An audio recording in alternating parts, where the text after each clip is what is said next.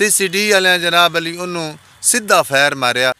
दोस्तों आज मैं एक बहुत अहम गल समझाऊँगा, अहम गल करूँगा, इहदे ते तवज्जो करनी है।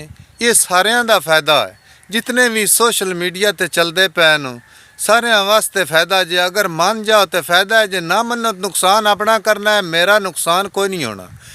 गल है कि सोशल मीडिया के उत्ते आ वीडियो तुसी अपलोड करते हो, ये वीडियो सही तरीके नाल कीती करो, इहदे विच गलत गल्लां नहीं करनियां।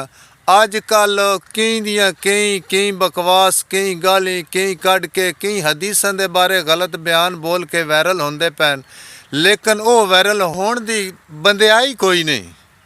तुसी लोकां इंज दियां वीडियो बना के विखाओ कि लोकां दे दिलां विच समा जाओ। अजकल थानू पता सोशल मीडिया ते भी पाबंदियां लगी होन, एक्शन हो रहे न, तो इस वास्ते मैं ये वीडियो बनाइंदा पिया। 24 ਚੱਕ जनूबी ते उत्थे एक साडी अपनी बरादरी का ही छोरा उन्होंने CCD वालियां ना कोई गलत ऐसा कम हा, कोई ऐसी गलत वीडियो आई, CCD वाले जनाब अली उन्होंने सीधा फायर मारिया, वो मर गया। साडी रिश्तेदारी है। मैं इस वास्ते खुदा दे खौफ तो डर के प्याना ते थान गल पिया दसना, मेहरबानी करो ये जियां गलत वीडियो ना चाड़ो, नुकसान अपना ही है। ज़िंदगी एक बार मिलती है, दूसरी बार नहीं।